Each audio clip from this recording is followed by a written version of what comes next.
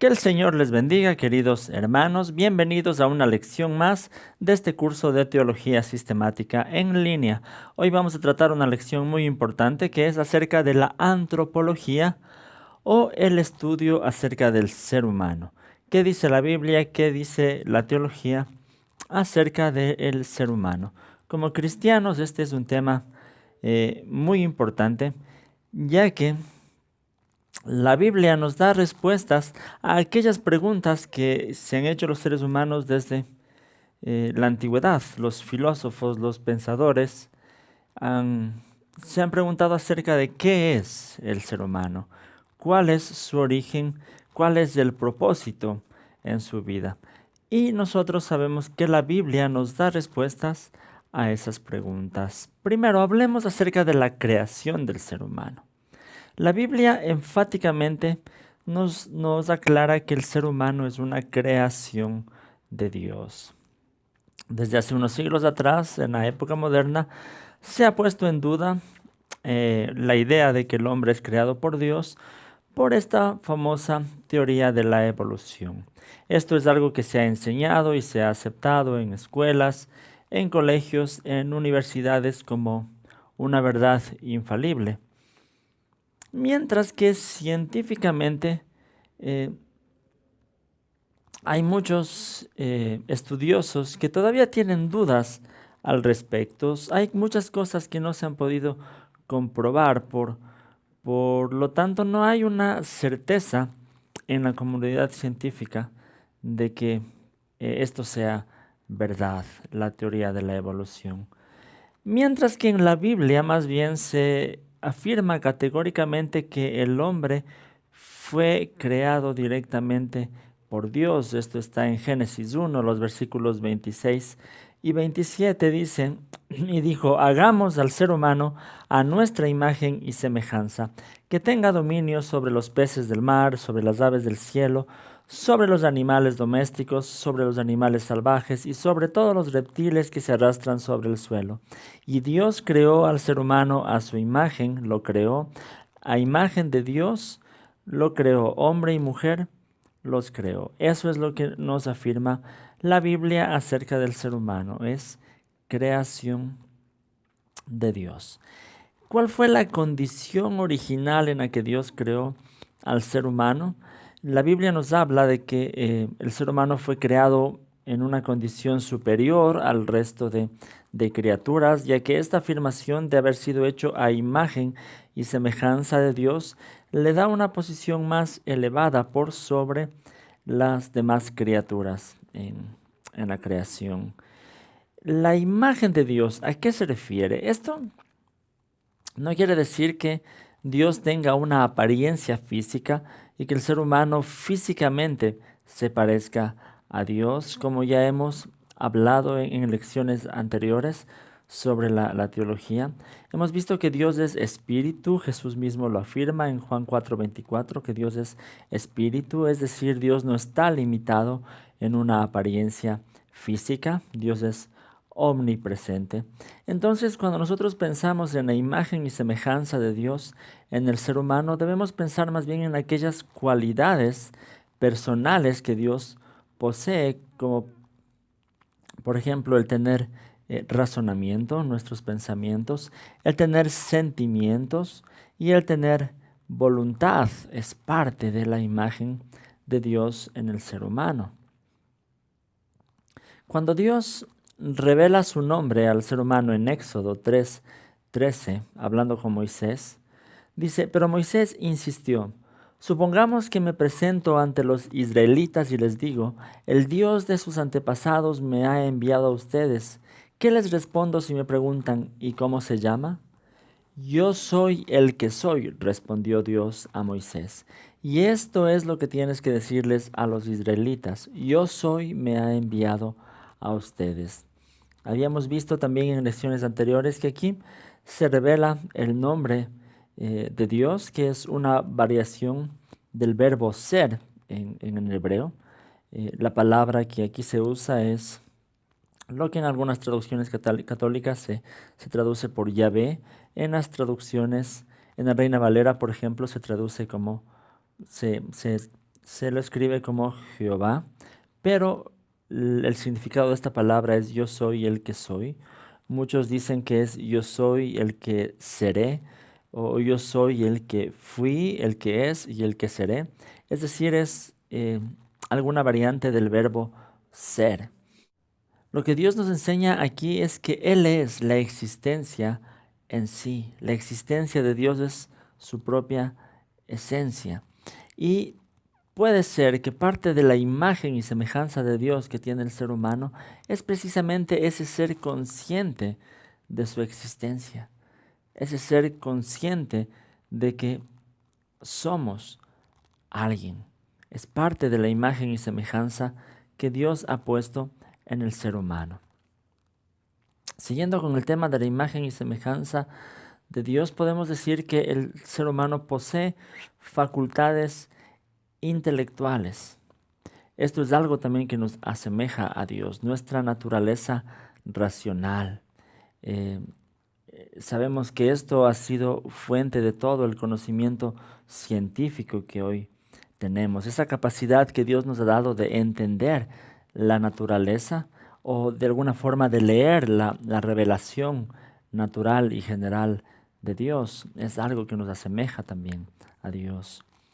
Otra cosa importante es que cuando Dios creó al ser humano, el ser humano poseía una naturaleza moral santa.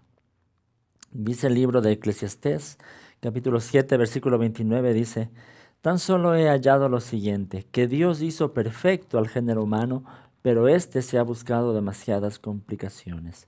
Es decir, en el momento de la creación, Dios creó al ser humano santo y lo creó recto moralmente, pero también le dio la libertad de decidir.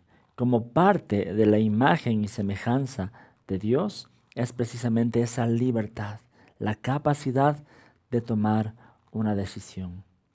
Y por eso mismo vino la prueba que Dios puso al ser humano en el jardín del Edén. Dios le había dicho que podía comer de cualquier árbol del huerto, menos de un árbol que se lo llamaba el árbol del conocimiento del bien y del mal. La prueba que Dios puso al ser humano en el jardín del Edén era esencial para que el hombre pueda ejercer su libertad moral y su libertad intelectual. Es decir, si no hubiera existido ningún árbol del conocimiento del bien y del mal, el ser humano no hubiera tenido la oportunidad de ejercer su libertad, no hubiera tenido la libertad de elegir entre lo bueno y lo malo. Porque es muy importante considerar que las cosas buenas son solamente buenas cuando se tiene la opción de hacer lo malo, pero se elige hacer lo bueno. Precisamente eso significaba el árbol del conocimiento del bien y del mal, la oportunidad de ejercer la libertad del ser humano, que teniendo la opción de hacer el mal, elige hacer lo bueno, entonces lo bueno es bueno. Pero si no hay la opción de hacer lo malo, lo bueno se convierte solamente en un hecho por obligación, en un hecho natural, pero no es una virtud, porque una virtud solo es virtud cuando teniendo la oportunidad de hacer lo contrario, se elige hacer lo bueno. Entonces esto es lo que significa el árbol del conocimiento del bien y del mal, la libertad del ser humano de ejercer su capacidad moral. Y como nosotros sabemos en la historia, precisamente por esto vino la caída. El ser humano no fue creado pecador, pero en ese momento, en el Génesis, por Adán y Eva entró en el mundo el pecado y como dice Romanos 5:12, por el pecado entró la muerte y la muerte pasó a todos los hombres por cuanto todos pecaron. Desde aquel momento Adán y Eva cayeron del favor de Dios, cayeron de la gracia de Dios y perdieron ese estado de inocencia en el cual fueron creados. Vamos a analizar ahora algunos pasos de cómo se produjo esta caída, porque es muy importante que las tentaciones, aún en nuestro tiempo, a veces siguen esos mismos pasos. Primero, hubo un tentador. En ese tiempo sabemos que Satanás, al presentarse como una serpiente, fue el que ingresó la tentación en ese momento. Génesis 3:1 dice: la serpiente era más astuta que todos los animales del campo que Dios el Señor había hecho. Así que le preguntó a la mujer: ¿es verdad que Dios les dijo que no comieran de ningún árbol del jardín? Entró la serpiente a poner esta tentación. ¿Por qué sabemos que la serpiente es Satanás? Porque esto se confirma en Apocalipsis 12:9, que es la serpiente antigua, es Satanás. Entonces, Satanás fue quien introdujo la tentación en el ser humano. Ahí podemos darnos cuenta que la tentación no vino, el primer pecado no vino por una tentación interna que pertenece al ser humano, sino vino por una tentación externa. Fue Satanás quien lo tentó. No estaba, es decir, esto en la naturaleza del ser humano, sino fue una tentación externa. Dentro de la tentación podemos ver algunas cosas interesantes también. Primero nos damos cuenta que la mujer estaba escuchando aparentemente sola, sin ninguna protección, y estaba cerca del lugar prohibido, estaba cerca del árbol que Dios les había prohibido. Después la serpiente le pregunta: ¿con qué Dios os ha dicho? ¿Sí? Eso implica que parte de la tentación era llevarle a Eva a dudar acerca de la palabra de Dios, a dudar del mandamiento de Dios. Por eso le dice: ¿con qué Dios os ha dicho? Luego vemos que la mujer eh, empieza a contestarle al tentador. También ya empieza a entablar un diálogo con la tentación. Eso es parte de lo que sucedió. Después, la mujer incluso también cambia un poco la palabra de Dios, porque en Génesis 3, del 2 al 3, ahí la mujer le dice: no, el Señor nos ha dicho que podemos comer de cualquier árbol, pero del árbol del conocimiento del bien y del mal no comerán ni lo tocarán. La mujer ya aumentó ese ni lo tocarán, que no era parte del mandamiento. Hizo el mandamiento un poco más gravoso y más pesado de lo que en realidad era. Luego vemos que la serpiente sigue insistiendo. Por último, niega la palabra de Dios. La serpiente le dice: no, no morirán. Niega absolutamente lo que Dios había dicho. Y la mujer le cree al tentador. Y ella ve que eso era bueno para comer. ¿Sí? Era agradable a los ojos y era codiciable para alcanzar sabiduría, dice el texto. Entonces, la mujer le cree al tentador, por último, obedece al tentador y se confirma la caída.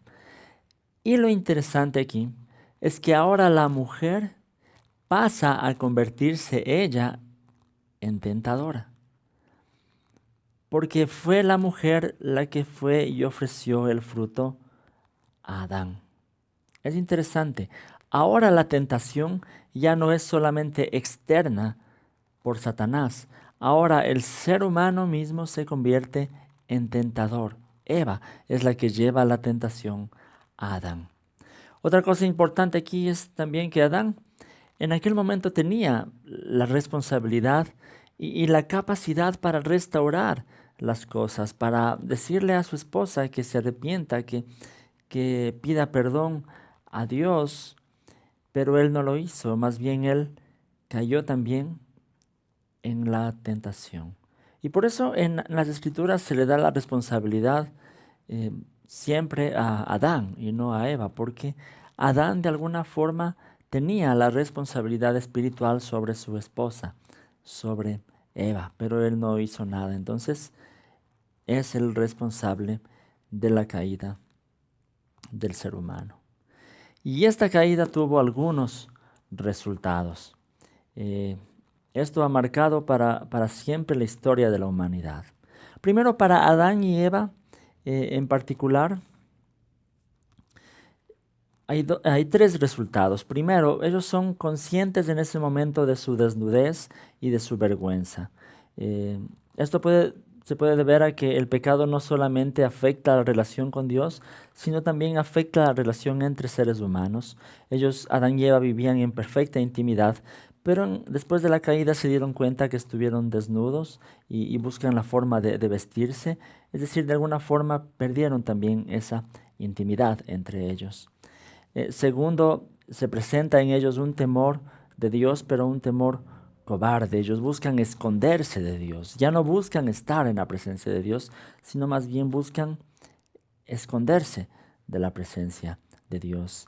Y tercero, lo más grave es que fueron expulsados del jardín del Edén. La vida eterna que ellos tenían, porque en el jardín del Edén estaba también el árbol de la vida, ellos habían perdido, habían sido expulsados del jardín del Edén. Estos fueron los resultados para Adán y Eva en particular. Ahora, para la raza en general, para la creación en general, también hay algunas consecuencias. Primero, la tierra sería maldita, dice Dios en Génesis 3, 17 y 19, que el hombre necesitaría trabajar duro para conseguir el fruto de la tierra. Lo haría con el sudor de su frente. Eh, Esto no quiere decir que el trabajo en sí sea una consecuencia de la caída. No, el trabajo ya estaba antes de la caída. Dios había dado responsabilidades a Adán. La consecuencia de la caída es que ahora el trabajo sería arduo, doloroso, sacrificial. El ser humano se iba a alimentar con el sudor de su frente. También vemos que la caída trajo como resultado la tristeza y dolor para la mujer al dar a luz a los hijos. Eso también nos muestra el texto en Génesis 3, 16, el dolor en dar a luz. Tercero, esto es algo muy importante, a partir de este hecho todos los seres humanos nacen con una naturaleza pecaminosa que les va a llevar a pecar. Es lo que dice Romanos 5:12, que el pecado entró en el mundo por un hombre entró la muerte, y la muerte pasó a todos los hombres porque todos pecaron. Todos los seres humanos nacen con una naturaleza caída, con una naturaleza que de alguna forma necesariamente les llevará a pecar y a desobedecer a Dios. Esto también es una consecuencia de la caída de Adán y Eva. Aquí hay un punto interesante que quiero comentarlo y quiero dejarles también el diálogo abierto para que lo hagan aquí en los comentarios. Muchas veces, y algunas denominaciones cristianas enseñan que lo que nosotros heredamos de Adán no solamente es la naturaleza pecaminosa, sino también heredamos la culpa del pecado. Esto ha causado controversias, a veces discusiones entre teólogos y estudiosos. Algunos dicen que no solamente heredamos una naturaleza pecaminosa, otros dicen no, también heredamos la culpa porque en Adán estábamos todos representados y el pecado de Adán de alguna forma nos hace culpables también a nosotros. Yo quisiera que ustedes me dejen en los comentarios en este video si están siguiendo este curso en el grupo del Facebook. Eh, Pueden comentarlo ahí también. ¿Qué es lo que piensan ustedes? ¿Heredamos solamente la naturaleza pecaminosa o heredamos también la culpa sobre de este hecho?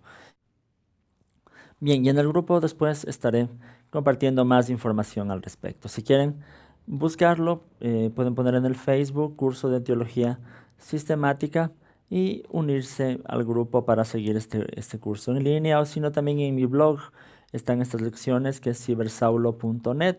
También pueden encontrar el curso de Teología Sistemática. Bien, pero continuamos. Hay una cuarta consecuencia para la creación, y es que a raíz de la caída el ser humano va a experimentar una muerte física en el tiempo. La muerte física es consecuencia de la caída, y también una muerte espiritual o una muerte eterna. Es algo que todos los seres humanos están condenados a enfrentar a raíz del pecado de Adán y Eva. Y sabemos que la única solución para esta muerte eterna, que es la importante para esta muerte espiritual, es el sacrificio de Jesús en la cruz. Él nos va a liberar y nos va a salvar. Dice el libro de Romanos en el capítulo 7, versículos 14 al 18, dice: sabemos en efecto que la ley es espiritual, pero yo soy meramente humano y estoy vendido como esclavo al pecado. No entiendo lo que me pasa, pues no hago lo que quiero, sino lo que aborrezco. Ahora bien, si hago lo que no quiero, estoy de acuerdo en que la ley es buena. Pero en ese caso ya no soy yo quien lleva a cabo, sino el pecado que habita en mí. Yo sé que en mí, es decir, en mi naturaleza pecaminosa, nada bueno habita. Aunque deseo hacer lo bueno, no soy capaz de hacerlo. Aquí Pablo expresa de alguna forma lo que significa estar bajo una naturaleza pecaminosa.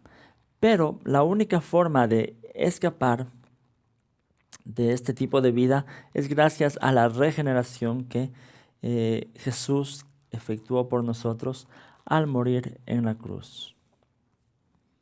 Por eso dice Pablo en 2 de Corintios 5:17, por lo tanto, si alguno está en Cristo, es una nueva creación.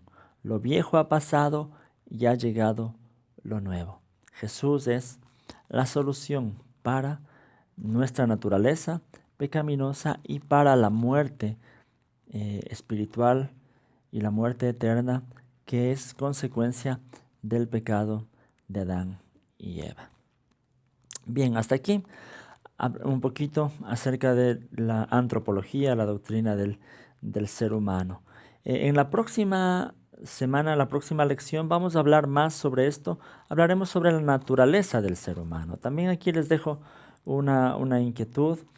Muchos estudiosos de la teología piensan que el ser humano se divide en tres partes: cuerpo, alma y espíritu. Hay otros que dicen no, son solo dos, cuerpo y alma, y al final alma y espíritu es lo mismo. Y hay otros que dicen no, el ser humano es solamente una unidad indivisible. De esta naturaleza del ser humano es lo que vamos a hablar la próxima semana, así que les pido estar pendientes de estas lecciones. Si no han visto las otras lecciones del curso, pueden suscribirse al canal. Ahí tengo una lista de reproducción con todas las lecciones de este curso de teología sistemática. Pueden buscar en el Facebook, como había mencionado, el curso de teología. Pueden buscarme en mis redes sociales también, mi página del Facebook como Cibersaulo, mi blog personal que es cibersaulo.net. Si creen que hay más personas que pueden beneficiarse de este curso en línea, pueden compartir estos videos en sus redes sociales. Yo les agradezco por mirar estos videos. Que el Señor les bendiga.